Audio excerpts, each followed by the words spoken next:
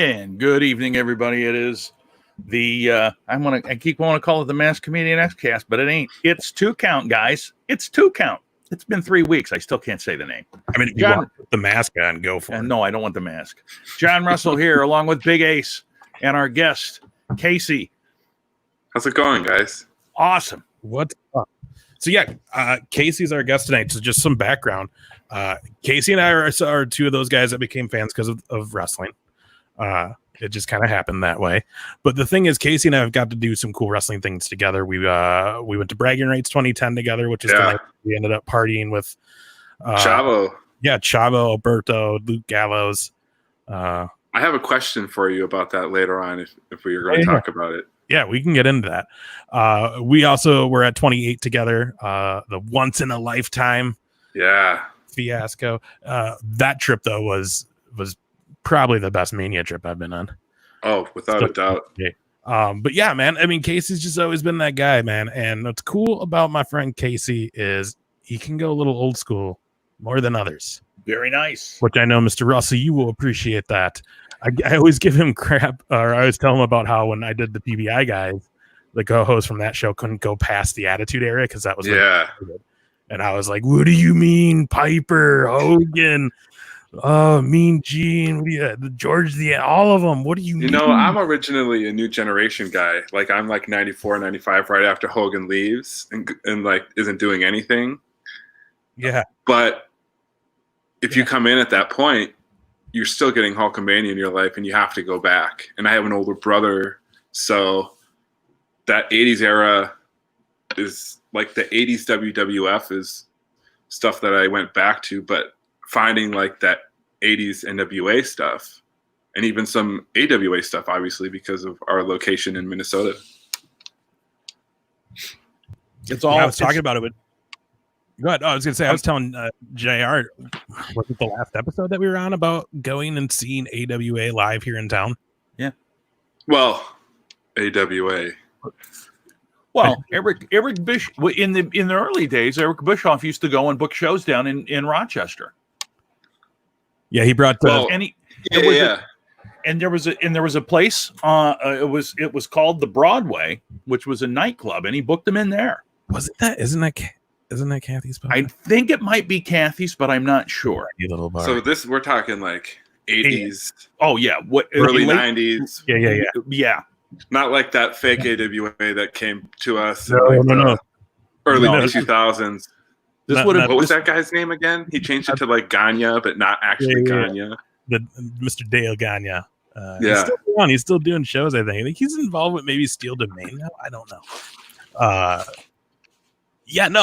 Because I was telling him, I will always remember seeing Larry Zbyszko live for the first time as a little kid and just being like, I love Larry. I don't know why. How old were you? I mean, I had to been like 7, 8, 9. Like, I mean, this must have been like dying days of AWA.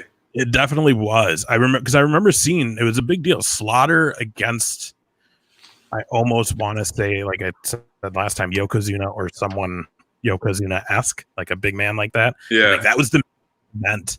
And I remember Slaughter came down handing out little American flags to everybody at the Civic Center. And it was a big old deal. That was the last show I think they did here. But I went to a few of them before they stopped. This had to have been like 90, 91, 89. Yeah, it had to have been that period. It was late 80s, early 90s. I know that because it was my sister who was taking me. Trying to remember, like my brother graduated in 88, so I'm trying to remember if it was like before or after that. It might even been around that, I think. But yeah, man, it was like probably the first time I ever even went to the Mayo Civic Center here in our hometown at that time. I still remember it. I still remember walking in and seeing the ring the first time as a little kid and being like, "Oh, man!" Seeing that thing for the first time live. What's the first show you went to, Casey? You know, it's so funny. I didn't really go to a lot of those shows when I was a kid, but I went to the first show was in my little tiny town, Impact Pro Wrestling, the same guys that do the Iowa shows. Yeah. But this is like before that. I was probably 17 or 18 and just screaming at wrestlers and just having the time of your life. Yeah. And then I think the next one I went to was Bragging Rights with you. Okay. Yeah. That's awesome. Wow, See, so you I was the same way as a little kid. I didn't, except for those AWAs. I never went to like a WWF show. Yeah, my parents weren't going to take me up to the cities to go watch wrestling. Mine too. They were like, "What?" I had the same situation, and we've talked about this before. My dad wouldn't take me. My aunt ended up taking my sister and I when we were in that 8-9-year-old range, and but we lived in Des Moines, so we went down to the Veterans Auditorium where the NWA out of Kansas City, Central States Wrestling. That's Harley Race, right? Yeah, Harley Race and Bulldog Bob Brown, Brown, Rufus R. Jones, the Stomper. Do you guys know the backstory of Bulldog Bob Brown and his infamy in Canadian wrestling? I don't. So after he leaves there, he goes up and he's working like Stampede and stuff like that. And he's like in the early 90s, he doesn't train Chris Jericho, but he's kind of running the territory when Jericho and Storm comes into the business. And so if you ever have listened to Cyrus and Lance Storm's old podcast, they had all these Bob Brown stories of him like, you know, like telling these guys, I'm going to give you the big drop kick, like hit him in the gut and that's the finish, you know, or hit him with the big punch, kid. You know, and they're just telling all these stories of this old man smoking cigars and wearing these old like cotton tidy whities around and just burying him over and over again. Oh my God! Well, those are the old guys though, and he didn't know anything else to do after. He had nothing. He had nothing. In those days, though, like you don't want people in there. No. You give them. I just listened to Kevin Nash talk about his crappy WCW gimmicks, and they're just ribbing him. You know, he's what 6'11". Yeah. 300 pounds. Like he's going to get over regardless. And so let's put him in a giant Oz mask and Master Blaster. Vinny Vegas. I liked Vinny Vegas, though. I liked Vinny Vegas. I was down with the Vinny Vegas. Well, that's how we got our Scott Hall Kevin Nash connection. This Diamond Stud. True. Oh man, I'll go down the wormholes all day, man. That's awesome. We'll do more of that. We should probably. Did you watch Backlash? You know, I actually didn't watch Backlash. This is the first show I haven't watched. And I can't even tell you because usually it's just second nature when those shows come on. But dude, I'm not feeling WWE's COVID-19 shows. Okay, they're doing the worst out of all of these. We're gonna get into that then too. Yeah, I don't want to because jump the gun or anything, but I read everything that happened and kept up to date on the storylines going up into it. But well, and you're a smart enough fan that we can just tell you what happened. Yeah. And you can imagine how it all went down. I know what's going on. Yeah. So as a pre-show, you had United States champion Apollo Crews and Andrade, or kickoff show now. Sorry. I still don't understand why we have kickoff shows for these pandemic pay-per-views. It's just, I don't understand why they have kickoff shows for pay-per-views anymore. Yeah. Because anybody that's I can understand it for the big four. You know? I just don't know who watches WWE that way, where you have to have traditional pay-per-view setting. Like, how much are they really bringing in that way? I don't think who's gonna say, "I'm watching Backlash. I got to shell out $60." Right. Anybody that's doing that doesn't belong with a television. Right. It's hilarious too because they're opening the warning on the very opening of all their pay-per-views still says, you know, you have best pay your broadcasting company, local pay-per-view, whatever. And it's like, no one's doing that. Just say the network. You know, the thing about it is too, it would if they were running a lot of ads, I would say, okay, I get it. But they're not even running a lot of ads for anybody other than themselves. They're obviously running some. I think they ran one or two for USA Network. Which obviously is part of their deal with Raw, obviously. But they didn't run any like real. Cause they didn't have. I don't remember. Did they even have a sponsor? I mean, it's Vince McMahon, so I'm sure whatever brings him money, he's not gonna not put somebody there. it's probably one of those selling points where you can say, yeah, we just had 6 hours of or whatever amount of time he wants to make up in terms of we run live programming 18 hours a week. Well, it feels so weird in the Performance Center, doesn't it? Oh yeah. AEW, they're out in the theater. Impact, it's kind of what you expect. It's not any different as far as stage sizes. Yeah, like we were talking about that in the other episode. Like in this pandemic era, some of these smaller companies will be able to kind of thrive a little bit better than like a WWE as they start to get back. Feels like isn't running that size show, and they'll have to social distance, but they're going to get back to a norm before WWE does. Yeah, for sure. Yeah, they're very hard to and being that it's there, I feel like they need to do more, which is why we had this horrible thing we'll get to later with the Viking Raiders and Street Profits. I think sorry, I'm cutting you off, man. Sorry. No, you're good. I was just saying, I know JR's not happy about it. Yeah. I'm disappointed that you have a title match as part of your kickoff. Yeah. Yeah, WWE does definitely not have value on titles anymore. Well, and it's interesting too because the two guys involved were both Heyman guys, and Heyman just got fired. Right. Well, Is it that they just like, well, we already advertised it, let's just shove it to the pre-show? We don't have any expectations for this. Yeah, because nobody's so disappointing anymore. We've seen this kind of long list of guys who Heyman likes, tries to give him a little bit of push. Vince gets like, okay. And then like 2 weeks later, gone. Yeah. See, the unfortunate thing, I think, is that at this point, Vince has not ever been through a pandemic, as none of us have. No. But yet he still has the knee-jerk, the ratings are going down reaction as if it's just another Monday. For sure.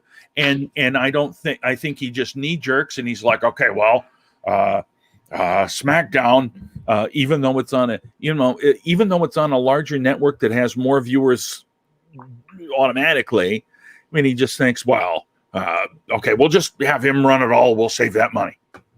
Right. I don't know. Vince has been through crazier. He has a leprechaun for a son. I don't get that. But it's so interesting to me that like, okay, so we just all know this through history that Vince will just change things on a whim. How many times have you read a dirt sheet where it's like the whole show was rewritten like an hour before? I mean, it happens so much that I can say it with that much confidence. Yeah. And it's obviously that happens in a lot of places. You got to kind of roll with the punches. But if you're rewriting a whole show hours before your show starts, how much changing are you doing to whatever long-term booking you may have? Which, I'm saying that nicely. What kind of long-term booking has WWE done? The longest we've had is this Edge Randy Orton thing, but yeah, really. The thing with it too is, you look at the Attitude Era, and it was they had someone to compete against every day, had to be better than the day before. Where now it's just fed. I mean, there's no creativity, I think, allowed on the talent side for much. They're very guided to where they need to go and what they need to do today. You see the difference when you watch AEW and be like, okay, they got put together, but then they were like, go make something of it. And the talent is who's putting this all together. We talked about it last week, the Joey Janela and Sonny Kiss. Sorry, we didn't talk about it last week, but we're talking about it now because we haven't talked about it anyway yet. The Sonny Kiss and Joey Janela vignette that played during Dynamite last week was amazing. I definitely piqued my interest. Saw their match on Dark tonight, which they've been having dark matches. And it's a great team that could be a very cool storyline, depending who they set these guys up with. But that they're having input on that, and that's what's fun watching. So. Well, and you see it in how Joey talks. He's like, I'm sure he's kind of kayfabing the kind of sick of where I'm at situation. It's not probably, you're upping it, but they're like, hey, we're going to give you guys a chance, and we'll see what you can do. Yeah, and I love that. For sure. I like seeing that with these guys. Unfortunately, you don't get it like that with these matches that we saw at Backlash, because I watched the highlights of that Andrade match, and you have Andrade and Apollo Crews, and they have how much time? That could have been such a good match. Think about 7 minutes. Kickoff match. Mm-hmm. Yeah, way more than 7 minutes.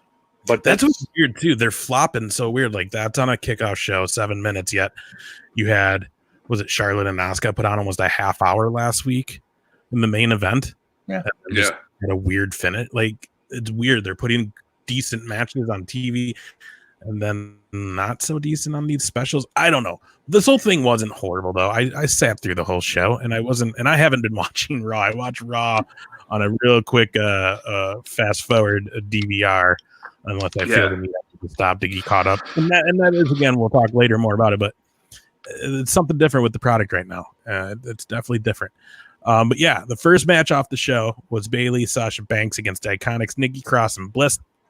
We were all wrong on this, JR, because I watched the first half of this match. Yeah, I totally thought this was where they're gonna create that split, and then we'll get more focus on the Iconics and Cross and Bliss. But that did not happen. Instead, they won. Yeah, it was a good match, though. I really did enjoy watching these three teams go at it, and I think the Iconics have really came up. I love the Iconics in general, but I've loved watching Bayley take the front seat this last year, kind of changing things up and getting away from that gimmick that's kind of hard to get away from, especially because she's kind of that way. But really, just and Sasha too, they're just kind of become mean girls, brats. It's hilarious. I've mentioned this many times, and I will continue to mention it. If they don't keep Bayley mic'd up the rest of her career at WWE, because I absolutely love her shit talking from wherever she is, it is the best. It is the best. Yeah.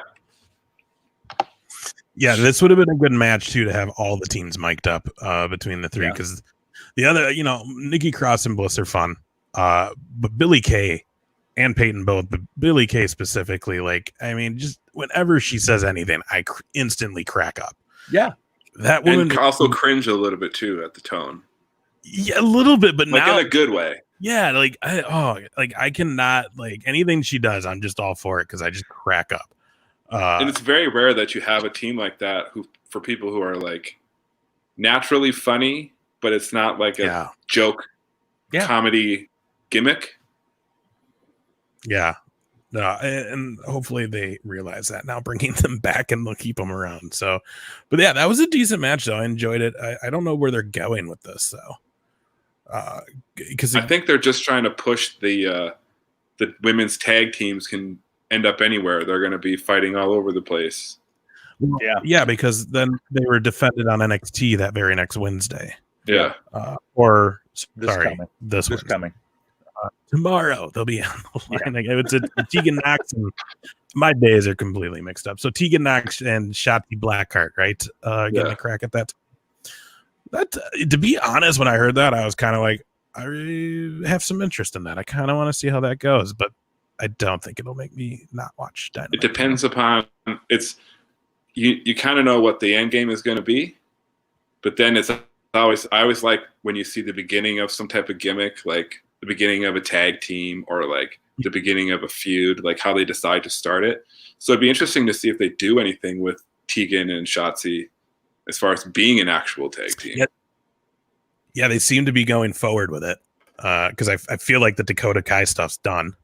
Yeah. So it feels like they're definitely going to push that towards a tag team. So that's cool. Jeff Hardy versus Sheamus was next. Okay, can I say something here? I'm so sick of Vince McMahon and his potty humor.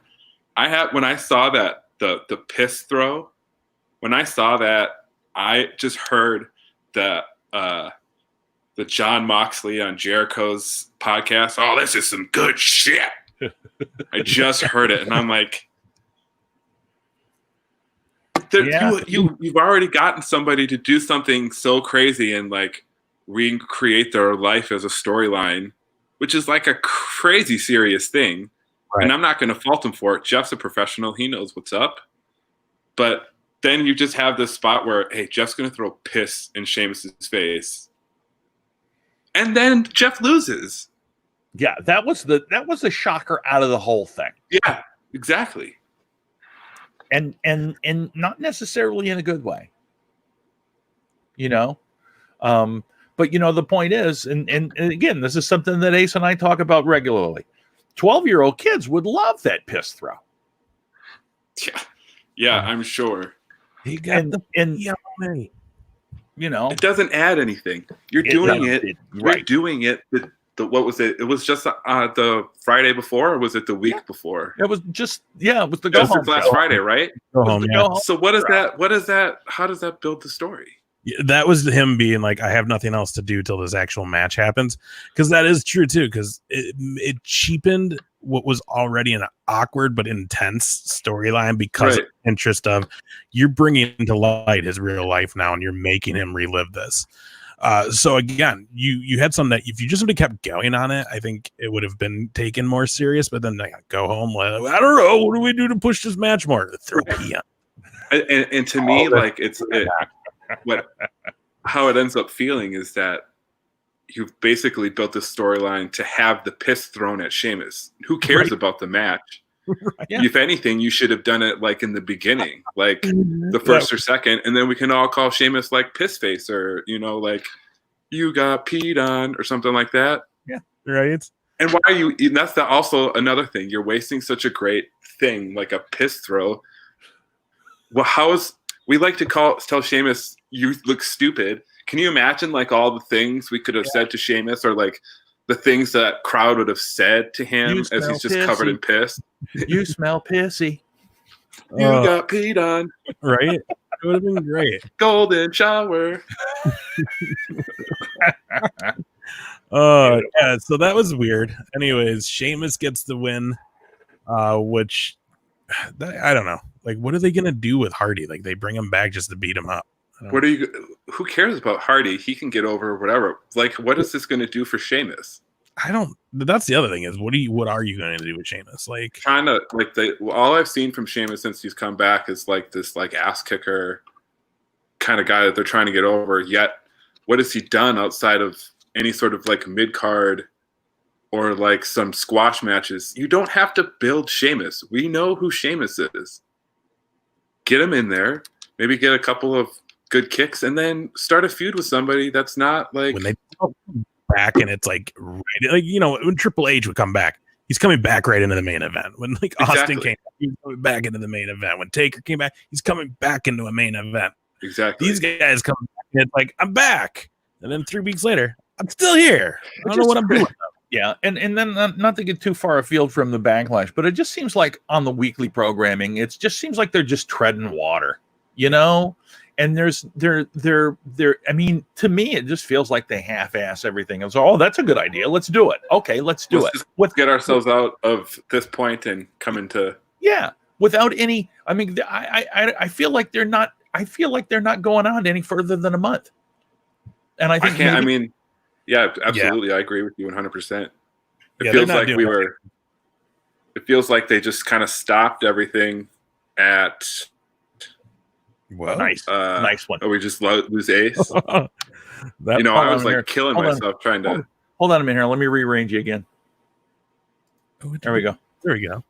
Great. I was trying my best to make sure I had all my stuff set up, and Big Ace here can't be the professional. He did it last week too. He went to itch his nose or something, and he knocked himself off. I don't know. It's weird too because I'm not even. So it's kind of seems like WWE hasn't really done anything since WrestleMania. Yeah, they're waiting for crowds. Butch. It's like, dude, you got to move on. Like, you can't. You decided not to have You decided to have WrestleMania. To me, you've now told me we're going to continue this. Where you look at Dynamite, they just had their biggest show in Double or Nothing. The whole lead up to it, they had storylines, and they worked around people not being able to be there. Yeah. And then you have you just have them continue the same show. And you have guys come, you have those great Pac videos and those Darby Allin vignettes that he did because he couldn't be there. I think if you like realize that all of it is based upon, if you base it on the fact that Vince McMahon and not to be political, but Donald Trump are close friends and probably think very, very similarly. The ego of Vince McMahon would not allow him to behave rationally during any of this. No. And so that's the reason that they decided to bull ahead and do WrestleMania.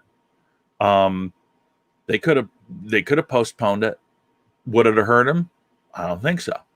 Because I think it would have helped him, if anything. Yeah. Because now, That's what I said. Now, when you have a situation where they've got another talent that's got COVID-19, and now they got to shut down everything. And now,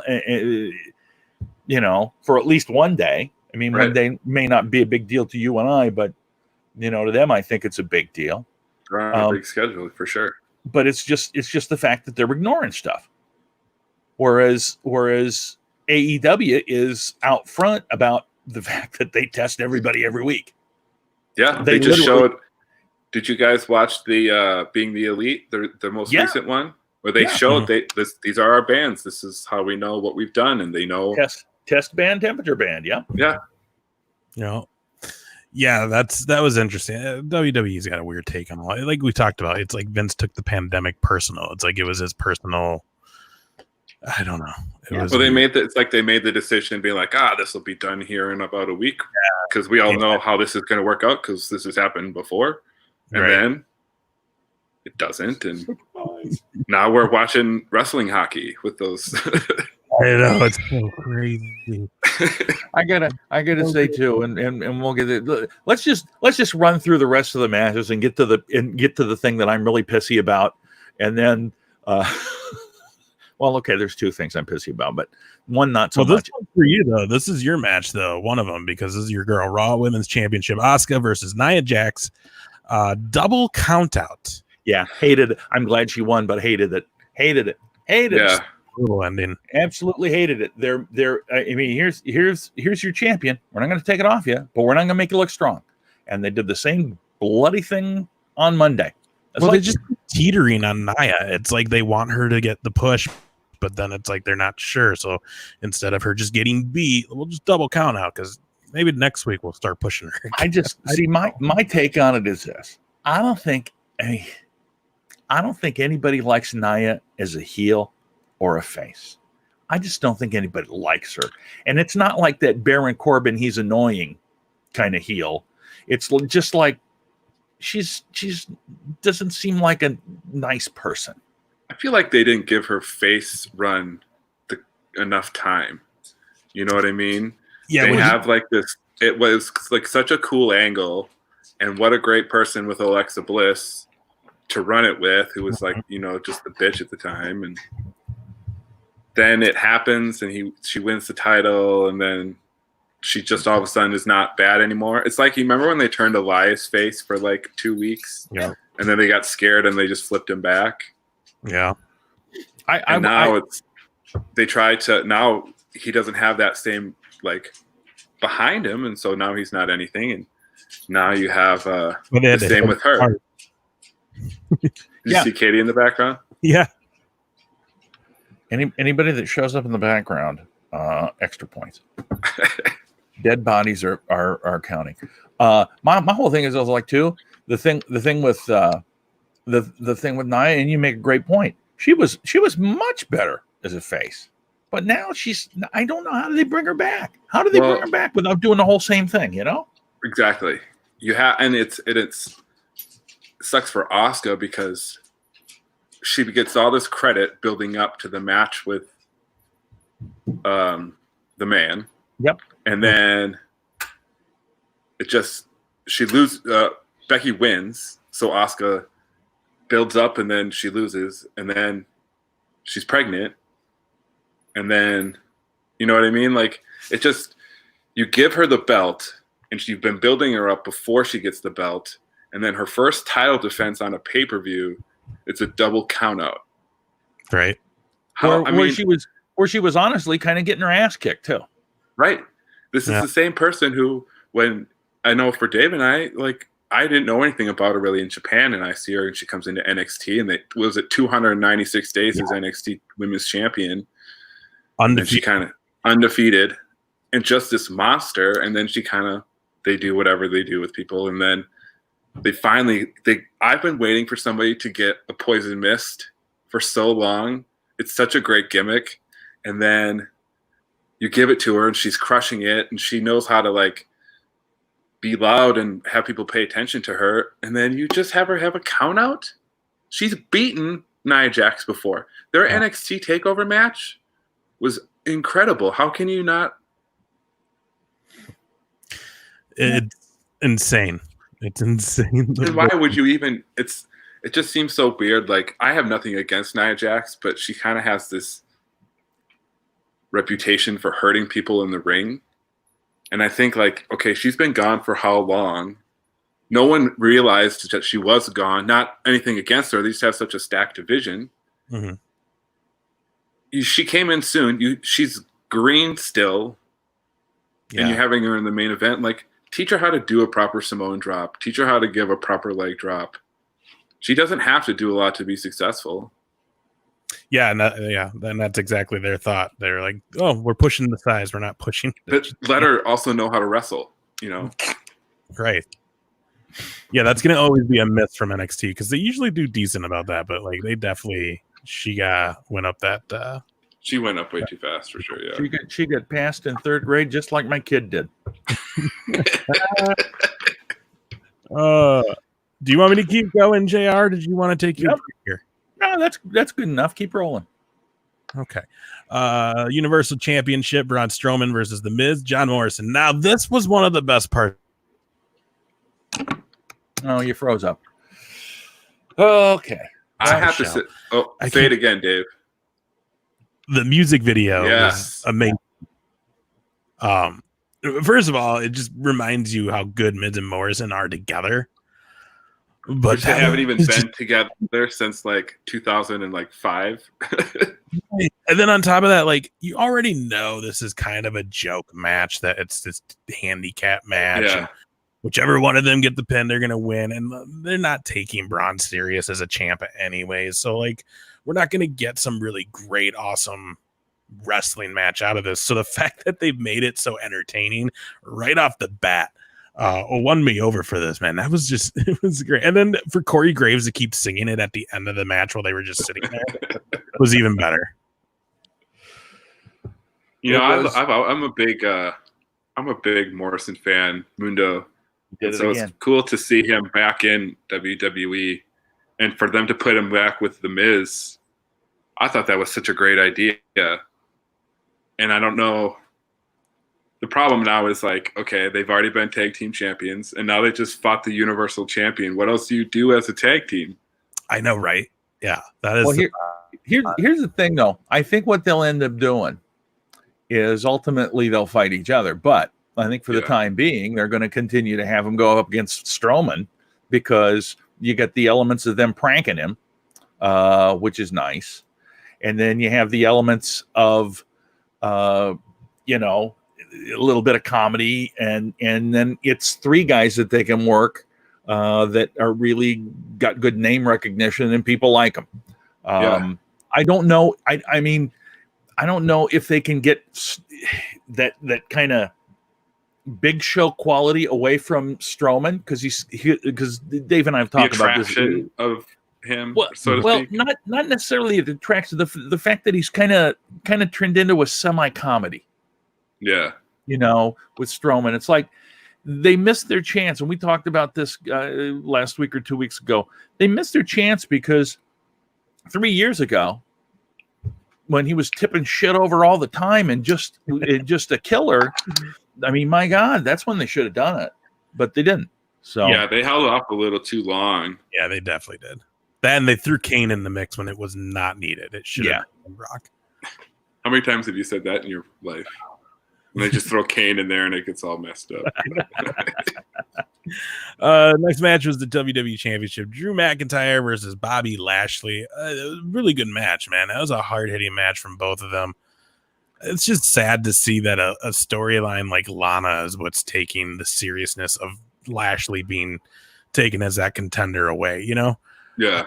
Especially because he shined during this match. Both of these guys did. They put on a great match, but just to have I don't get why they just changed that so fast. I liked like the pairing of those two, of Lana and Bobby Lashley. Why they got married and like she proposed to him, like that stuff didn't really make a whole lot of sense to me. I just like the idea of annoying Lana being behind him, and I like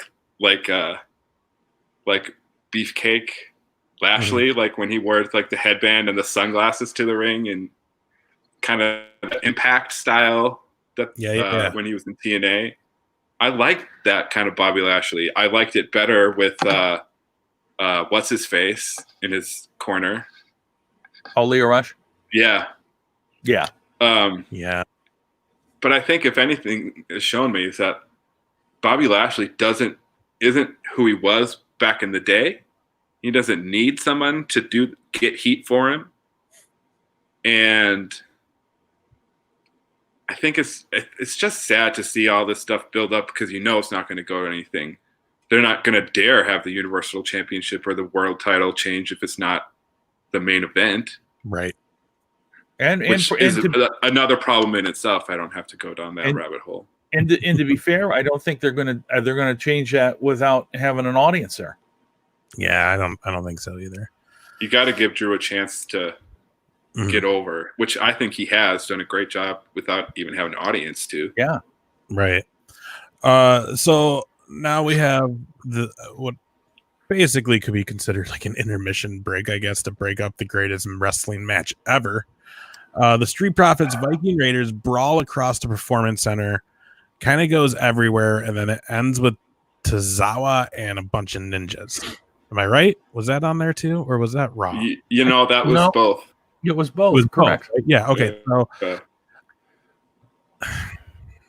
I don't know. Like again. So does Tozawa, like in his real life, ride motorcycles? Because then to me, it's not like that racist. But if he doesn't, then they just have him with a giant ninja. That's racist. Right. Yeah. No kidding. I just felt like that whole thing was just such a pile of crap. Can somebody tell me why we have to give the Viking Raiders like personality? Can you imagine if like they tried to do that to like the Legion of Doom? They'd have quit. Right. I mean, they did like they had like the little puppet, but I can't imagine if you were like, hey, Hawk and Animal, you guys are going to do comedy bits with another tag team and there's going to be no payoff. You're just both going to get over his faces. They would have probably punched you in the face. Right. To me, and I've seen this, and again, I will go back to it. A 12-year-old kid loves this shit. Maybe. Maybe. Hard enough as that kid. When I was 12, I certainly didn't want to watch axe throwing. No. That's no. true. No. Yeah, I just feel like they are ruining both teams. They're taking any wrestling legitimacy away from both of them and making them both cartoons. And yet I see, people say, "Oh, that was so great. It was so entertaining." Well, that might be. And if I want to be entertained like that, I'll watch Brooklyn Nine-Nine. Right. They're putting something there that, as Ace said, intermission.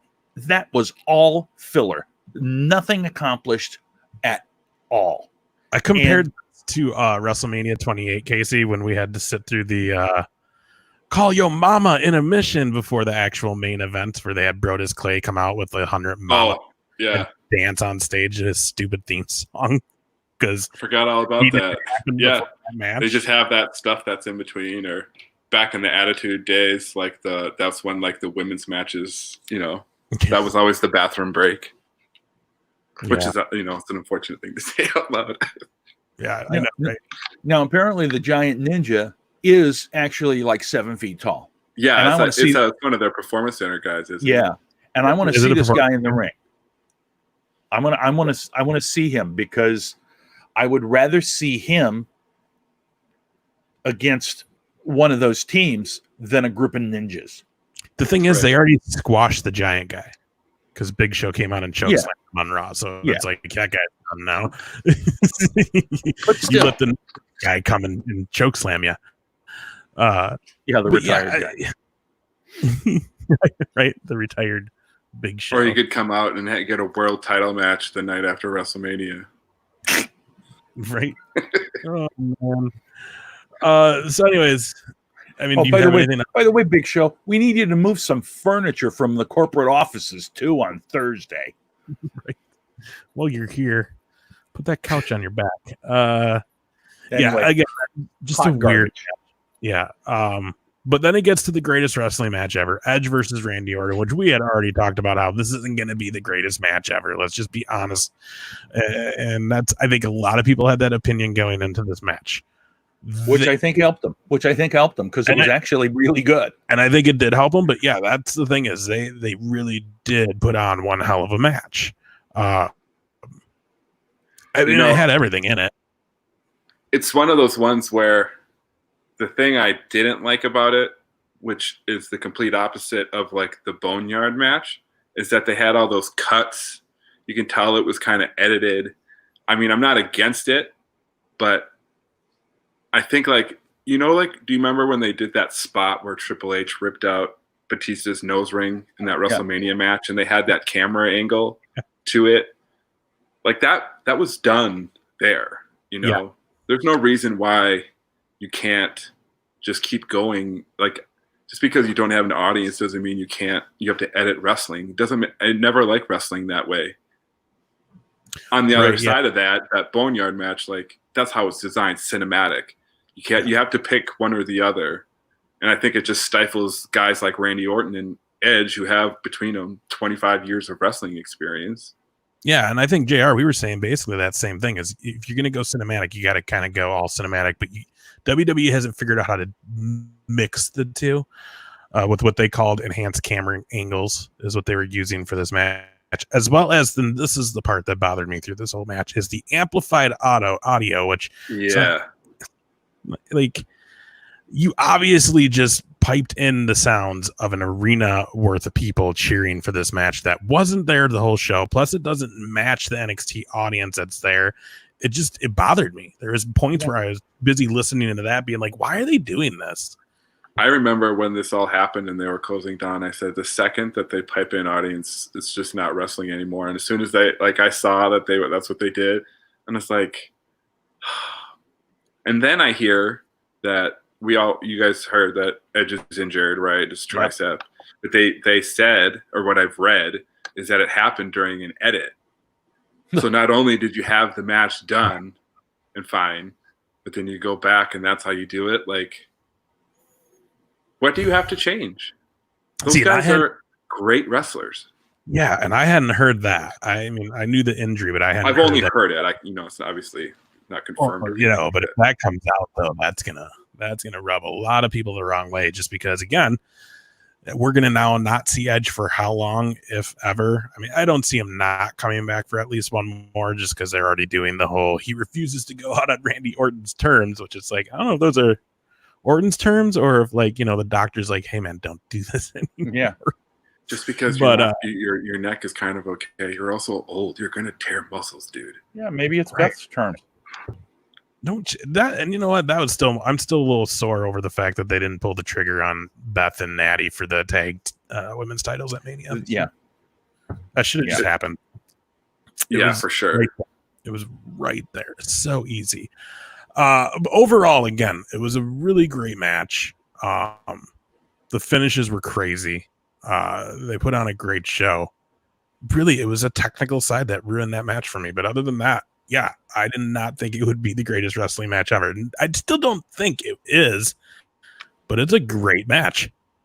The problem for me was when I read like everyone's like, oh, this is going to be. They said everyone thinks it's a good match, but for me, the way my brain works as Mark is that I go then back and watch Savage Steamboat. I go back and watch Flair Steamboat. I go back and watch these matches that are, to be two people, the best wrestling matches. And right. Yeah. And that's the thing is, at certain points, it started to feel like they were just mimicking those matches. They were just taking those parts out, putting them together. And there were certain times where I was like, this feels too much like that match. But overall, it was fun to watch. It was a good match. Again, nothing ever will be the greatest thing ever if you are promoting that it's going to be. It's got to be organic. It's got to be organic. Sorry, Vince. I don't know. Maybe they did it just because it was like, hey, we're friends with Hugh Jackman. He has that song on that movie, The Greatest Show. We're the greatest show. We can do this. Sure. Yeah. Plus, it's just sad too, because like we've talked about this too. Nothing against Randy Orton and Edge working together, but again, why are we wasting this much time on it? Edge is back. I want to see him with the people that I never thought I'd see him wrestle, not his old tag partner. And I want to say, to be fair, if they want to make this the biggest and greatest, it's like it's not had enough time to simmer. I don't feel like. Well, for me, you've been selling this as like a blood feud, right? Like a personal feud. And so the thing that kind of ends it, it's not going to end it because it's 1-to-1. They have to do the blow off.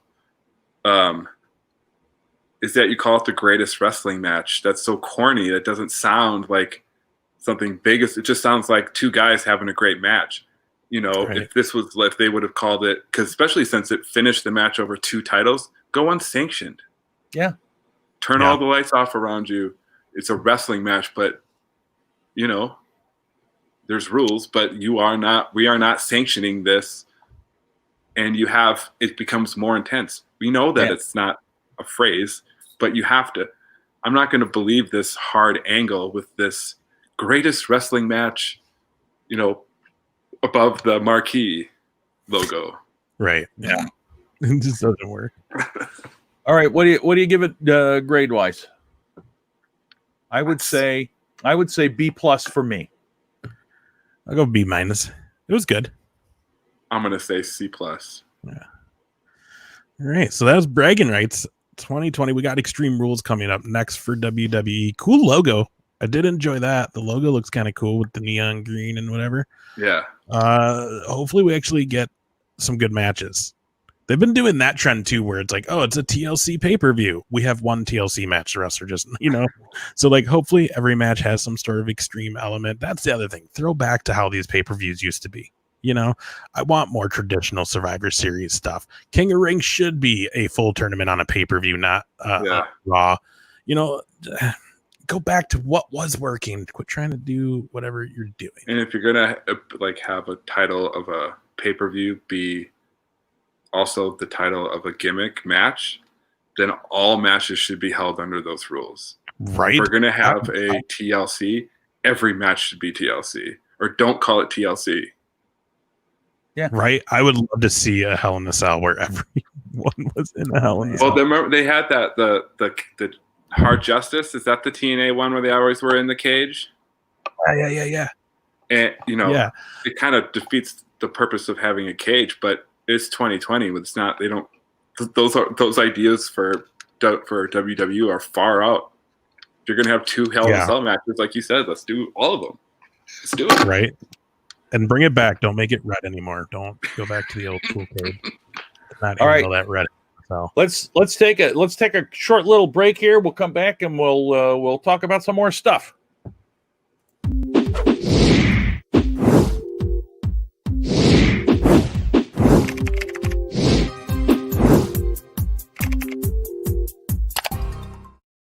Go outside.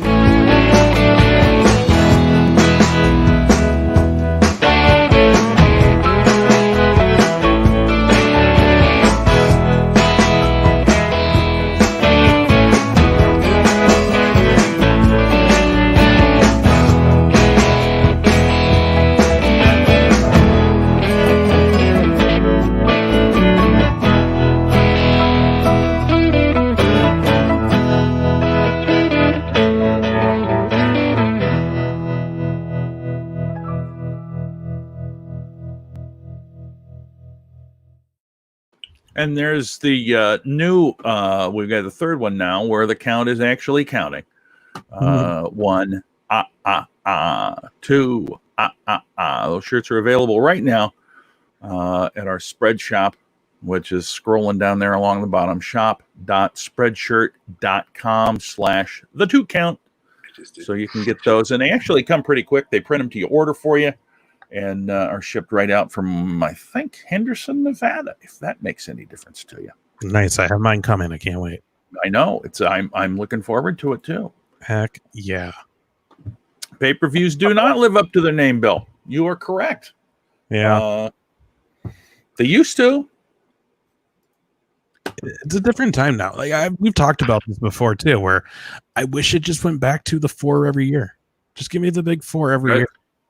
That's one of the best things I like about AEW is they have the 4, and then they have like those like Fighter Fest or I'm like Fight for the Fallen, those specials, like their Clash of the Champions almost. Yeah. So like that's the thing too. AEW seems to be really figuring out, like you mentioned on the pandemic stuff. They really figured out how to make this all work right now. And even watching Dark, I watched Dark tonight, which everybody should watch that. If you absolutely, you hopefully probably watch me do the Briscoe and Big A show with Wes Briscoe, and his lady was on that Dark tonight. Red Velvet did a great job, so check that out if you haven't, and give her a follow too. Did they win? They did not win, but I mean it's a tag match against Brandy and Allie, so obviously it was used to enhance whatever that's going to be turning into. What the hell? So what the hell are they doing with Allie now? So Allie is basically a baby face, but not really. Like she's like dating QT, but she's not the bunny anymore. No, she's but they call her that. They do still call her the bunny now. It's just not the Butcher and the Blade bunny. What the French? Being her own thing. She's still a heel because like on Dark tonight, basically like she got knocked off the ring, pretended her ankle was hurt and that she couldn't wrestle. Brandy got basically 2-on-1 for a good while, finally fought out of it, and then all of a sudden she was back on the apron and tagged herself in, and then literally like Brandy did her finisher. She tagged her, went in, and then just put her foot on the girl and got the pin. And then was like, I did all the work. So I mean, she's the heel. Like she's in there to like meddle with QT and the American Nightmare family. So isn't she married to the Blade in real life? Yeah, one of them. Not the big one, the other one. Yeah, right. The big one. He was in WWE. He was a developmental guy, right? I think so. Yeah, he was. And then the big guy is actually in some. If anybody's watching, let us know that he's. I think he's in. As I Lay Dying, I think is the name of the band. Yeah. That is it. That's right, because I saw that somebody mentioned that in the cruise community. They wondered if he would play, if the band was going to come and play on the boat. Would only make sense. Why would you not? Yeah. Anyways, so that's what they're doing with Allie, I guess. I don't know, but that's the thing with AEW though is they've really figured out how to put a show on. I mean, like you said, they did Double or Nothing, and to me, Double or Nothing still felt like a really good pay-per-view. Yeah, it really did, and they have figured out a way to like give guys a platform for the TV, and if whatever it is it isn't working or like they do something and it gets screwed up, they figure out a way to either work it into the storyline or they something along those lines. You know what I'm saying? Like remember when they had that fake punch guy, that one of the Dark Order guys? I think it ended up being what's his name up in the cities? Well, Eric said it was him, but it wasn't him. But then they work it into the storyline when they bring in the Exalted One later. And they like make fun of it. I think they made fun of it on being the Elite. Like they figured out how to like kayfabe and also not kayfabe. Well, that's what's great. Like you on the Elite, and they have Matt Hardy breaking down kayfabe terms. Right. It's just hilarious. What's interesting too, though, is Casey and I, we haven't even. The last time I was actually with you and we were talking, AEW hadn't even become a thing yet. No. So that's we were talking about how excited we were for it to happen, and so that's how long that's been. I think we've talked since, but we haven't like hung out since then, so that's well overdue. But yeah, what has been your like favorite thing you've seen from AEW so far? Then since them starting till now, like, is there a moment that stands out for you? Well, I obviously for me, and for a lot of people, when they had the Cody Dustin match last year at Double or Nothing, that was I watched that show and I saw that match, and it was like, it was this weird feeling where, like, I don't know if you've gone through this, Dave. Do you remember when you were younger and like you hated all those Attitude Wrestlers because they did just suplexes and body slams, but you loved like the luchadors because of all the high flying stuff that they did, and that kind of comes back now. As I get older, I love psychology in wrestling, and so I love seeing these mixtures of like new school and old school, and seeing these old guys give old school promos. Watching Jake and Aaron Anderson, a couple of weeks ago, or like a month ago, I guess. That's one of my favorites. But I really am a big fan of Death Triangle. I think that's got a great opportunity to really be something cool. Yeah, that's Havoc and Sabian. And, no, that's Pac, Lucha Brothers. Lucha Bros and Pac. I agree. They can be the single badass group that don't even care about the inner circle. And I love the fact that there is a possibility of somebody that, even though the inner circle is got the cool factor, that the Death Triangle will not care. Well, no. There's still talk of a triple man tag champ. Well, and that's the thing too. Is I've recently realized it's like you can really see all of the heads of beasts in this. You know what I mean? You can see Kenny Omega loves women's wrestling, and he's really been championing that and getting it across. And obviously, the Bucks are big tag team people, and I haven't seen this good of a tag division. Sometimes it gets a little spotty for me, but it's been great. And then Tony Khan loves Southern classic style wrestling, and you see that with some of these bookings and match styles, and like the freaking glove that the Perfect 10 he's going to be wearing. Like, that's such an old school gimmick. I love seeing that stuff come into place, along with Cody's just, I mean, if you're the son of the greatest wrestling mind of all time, it's going to trickle through. And he just has figured out how to talk to modern wrestling fans in a way that creates traditional and now, if that makes sense. And I just like, you can have your cake and eat it too. That's the thing I love about AEW. It's how I watched WCW as a kid. Right. First hour or the first 20 minutes, you have 25 NWO members in there doing nothing, and then they leave. And you have the cruiserweights and like the television title and that filler. You get a great kind of like tag match going into the next hour, and then I couldn't tell you the main events of any Nitro because A, my mom told me I had to go to bed, and then B, all it was like Hogan backranking dudes. Yeah, and that's it. And then it all breaks out into hell. Yeah, no, you're right. It is cool. It is cool that you get that all those walks of life in the AEW. Like, it really is a nice mixed pot of just good things from wrestling. It's wrestling. That's what it is. And I can tell you, probably as I'm thinking about it right now, the greatest thing I like the most about it is I'm watching AEW, and then if there's a commercial, I switch to NXT, and then I time it out and I turn it back, because that's how I watched wrestling when I was a kid.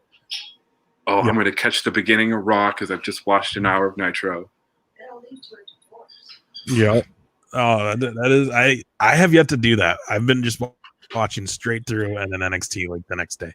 As long as they do the picture-in-picture with AEW, I have a hard time turning away, because sometimes there's something you don't want to miss. And they've gotten much better. Absolutely. They've gotten much better at using that than they did initially. Initially, it would be like doing stuff, and it's like, those guys are talking. I want to hear what the hell they're saying. Right. But you can't, because you're playing a commercial and they're talking right to the camera, and it's like, what the hell are you guys thinking? Yeah. But they've gotten much better at making that picture-in-picture really work for them. Yeah, the other thing is they've just gotten better technical wise. Like you said, when they were first doing that, like, what was it? Jericho did a whole backstage promo walking around and we couldn't hear any of it. Yeah. It was like camera spots were off. Like that. Yeah, seeing it all kind of come together like that is cool. Right. Like where they're at now, it's like, no, like it's pretty smooth now. Yeah. And again, they're furthering their storylines. They're carrying it on with their shows. I'm invested. That's the thing. Right. It's a word that you hear wrestling people say all the time. Investment. You believe it. Yeah, that's the thing WWE doesn't have right now. Nobody's invested. It's hard to get invested. Right. Here's one thing about AEW, and I was thinking about this today. Out of everybody that's on that show, and I really like everybody that's on the AEW roster. There's nobody I think, oh man, they suck. I am watching, and I'm thinking to myself, out of everybody on that show, they all have stuff going on, but it doesn't seem like Moxley is really involved in a whole lot of storylines. They're just real quick hitters. And I'm not saying it's bad, because he does such a great job with whoever he's against, but it's just like he's not his storylines are not as fleshed out maybe as everybody else's. Yeah. I like kind of the overall arc of his character as a storyline, as far as just not being scared of anything. But as you say it, for sure, I would like to see more of him kind of on the show, and less like did you watch him when he was on Dark and he fought that Anthony guy? It was a couple of weeks ago. It's like 2 weeks ago. He made his AEW Dark debut, and he fought one of those enhancement guys you see all the time. But they put on like a really good match, and I'm like, why is? I don't want to believe that. I know like he's doing it for himself because he wants to just wrestle, but I'm watching and I'm like, why am I supposed to believe you're going to beat Brian Cage in 6 weeks? Right, yeah, and I think that's the weird thing too, is they jumped him around too much. Like, hey, I think him and Jericho could have went longer. The whole storyline between him and Inner Circle went longer. I don't know. But this is also us like so used to like storylines being really short. The fact that went as long as it did. True. And then I because it was Brody Lee in between that, right? Yeah, that was just really that was just weird. I get it, but it was weird. But I'm pumped for the Brian Cage stuff, though. Like, I'm a big Brian Cage guy. I'm pumped to see. I like Taz in his corner. Yeah, I'm pumped to see where this goes. But I like the idea of him. He's kind of being presented like Stone Cold or DDP in the 90s, where like when he's there, it's important.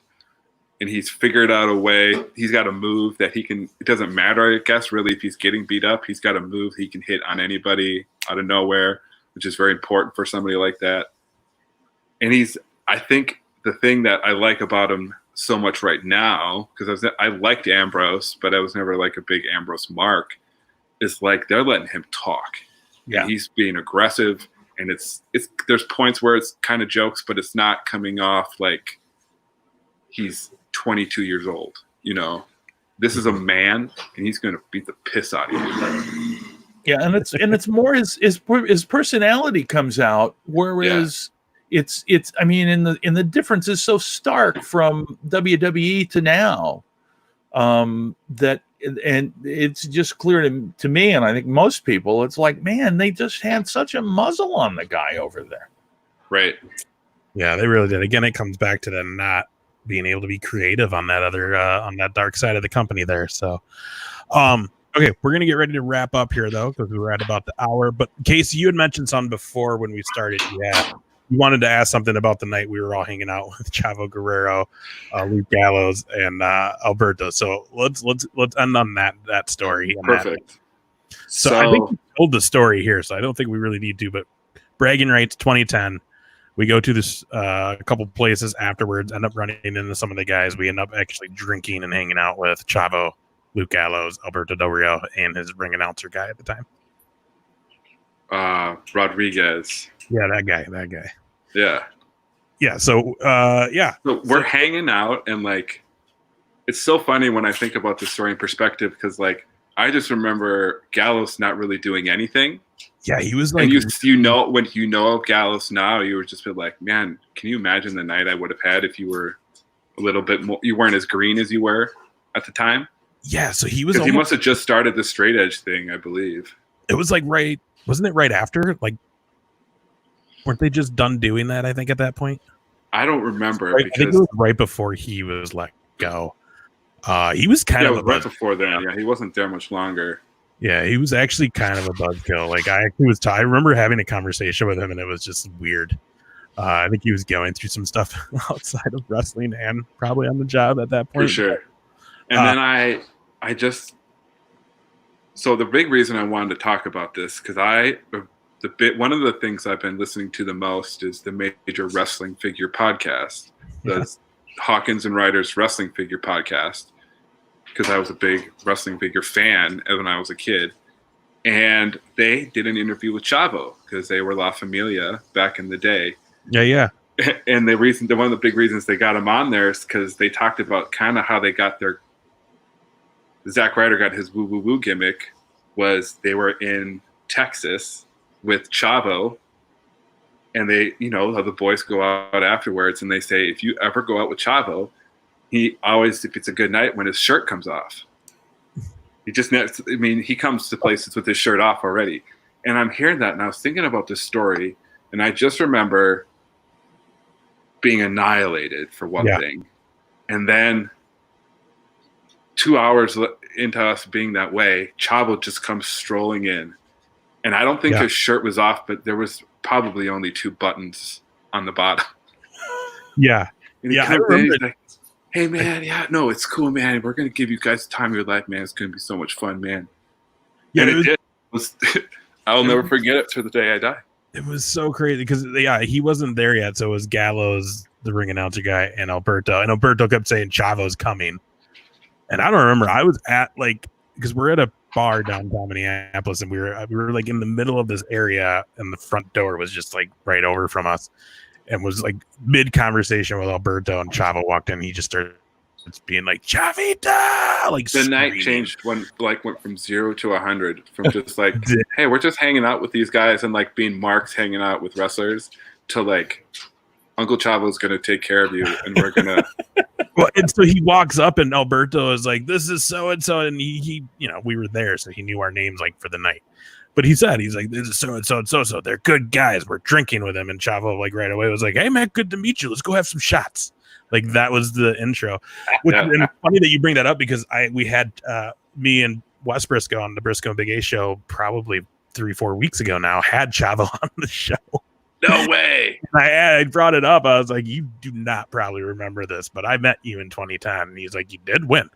And I told him, like, bragging rights, Minneapolis, Minnesota. We were at the bars drinking. Oh, man. He was like, oh, man. Well, hopefully I treated you guys right. I was like, oh, it was a memorable night. Don't worry about that. And he's like, well, that's awesome. I remember I got so drunk at that I confessed to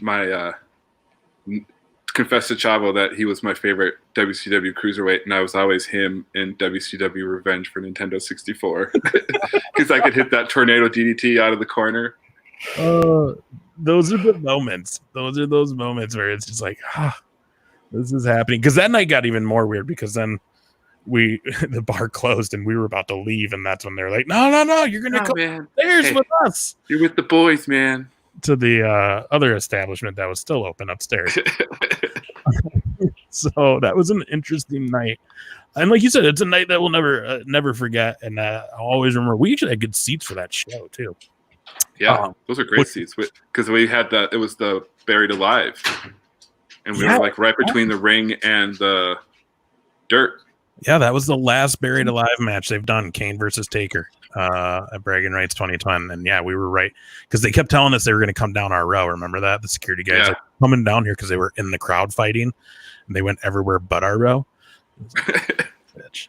I just remember my cousin Junior was with us, and he was a big Mysterio mark, and that's when Del Rio turned on him and threw him into the thing, and they brought Mysterio back, and my cousin was like legit, like, "Oh my god, he did that to Mysterio! He's hurt, man. And I'm just standing there looking at him like, you know, Mark. Right? Like, hey, he's gonna be back in like 10 minutes, bro. He'll come out towards the end of the match. You never leave the middle of a match and not come back. And then when he came out, my cousin just starts hitting me. You know, Junior.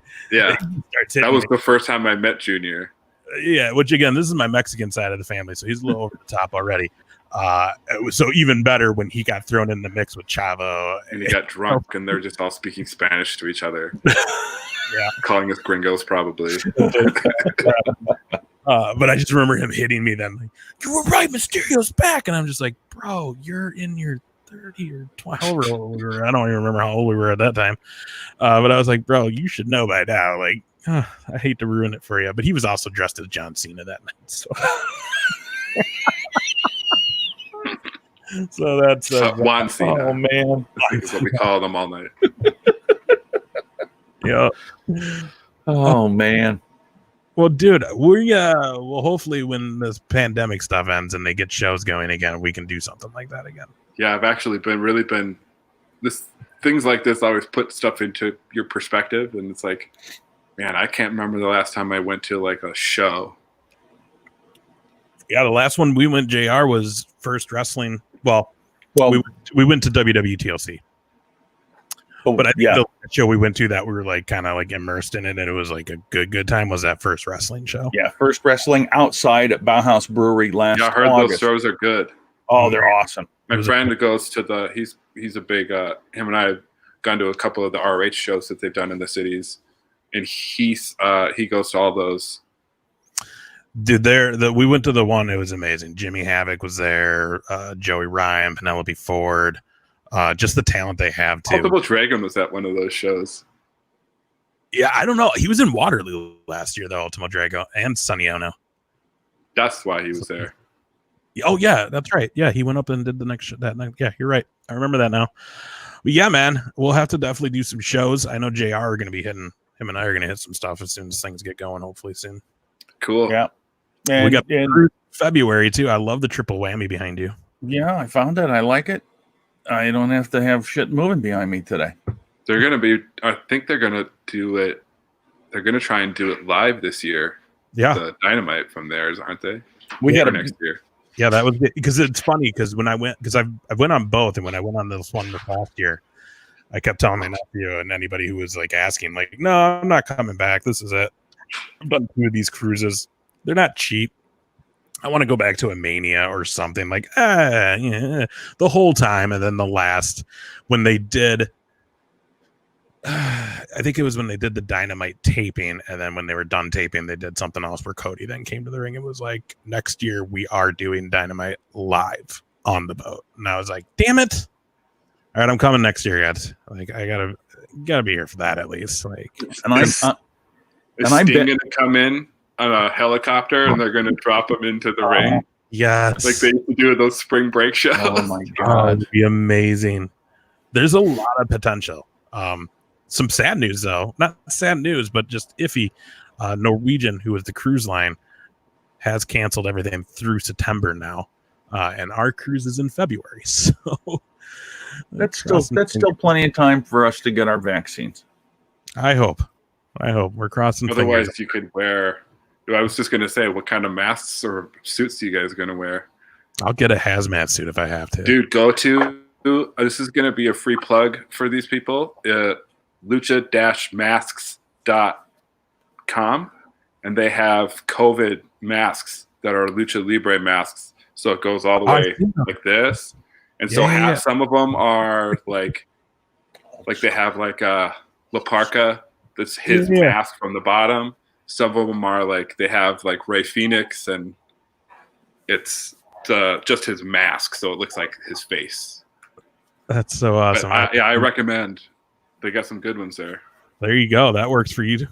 Old school. Oh yeah, he's like the I'll be able to. Question mark on NWA. No, I'm way better than the question mark because no beard is seeping out through the bottom.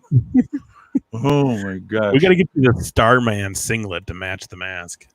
That's not going to happen. You could get like one of those like conquistador full suits. Okay, so before we're gonna leave, but here's what he's gonna do on the cruise. You can tell him the old Buck idea. Oh, yeah. So I'm gonna get a shirt printed up that says "Old Bucks Super Cruise Party," and then I'm gonna get a headband, and I'm gonna get a shirt, and I'm gonna try to get some pants that are all tasseled up, and then I'll just be an old buck, and I'm gonna see if I can get a cardboard cutout. So every time I do this, I'll have myself doing it on the other side. You could get it so like it's like a cardboard just at the top of you. So when you lean to one way, the cardboard comes out the other way. There you go. Perfect. I'm sure they do that at Fathead. Hell yeah. So Please. we'll get that shit figured out. Yeah, that's going to be a lot of fun. The Jericho Cruise 3. It's going to be fun, man. I was going to say, hey, before we go, believe it or not, I got my first comedy show coming up on Friday night. Oh, nice. Where's it at? At the Hamel VFW in Plymouth, Minnesota. And we've got, I mean, I'll be honest with you, it's been over 3 months since I've been on stage. So just like having ring rust, I will be very rusty. I am going to be the host of the show. We're going to have, I think, maybe anywhere from 7 to 10 comedians. All basically, we're all getting our feet back under us.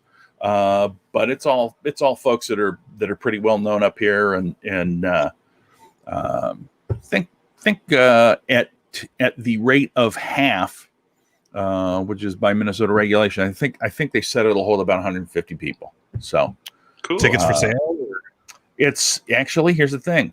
If you contact the Plymouth, the Hamel VFW in Plymouth, the tickets are free. You just got to let them know you're coming. There you go, guys. Free show if you are in the Twin Cities area in Minnesota. Go see JR. Any comedy shows that he's doing, if you go and tell him you're there because you watch us, he'll do something. I don't know what. I'll totally do something. Probably eat a sandwich. Maybe eat a hamburger. He'll give you Eat a hamburger. I don't know. I'll give you some old. I still have. We still have. Oh, we still have the hat. We still have a Masked Comedian Xcast hat. We'll get some of our count shirts too, and just kind of have a little stockpile to give away because those are going to be good shirts. So yeah. So right before we end up here, can I give you guys a match recommendation? Yeah. This is one of my favorite matches. I found it randomly when my friend gave me like a bunch of pay-per-views back in the day. Slamboree 1997. I can never remember what the actual one it is, but it's Lord Steven Regal versus Ultimo Dragon. It's one of my favorite matches. I can't put it over enough. 97 Slamborees. 97 Slamboree TV title. I bet that's awesome. I'm gonna watch it and then I'll talk about it next week. Cool. Yeah, we had been doing old school reviews, and I think we should go back to that a little bit. Well, that's my recommendation. We've been throwing out the idea of maybe just doing a short 10, 15-minute show of just the classic reviews. So if you guys think that'd be cool, let us know.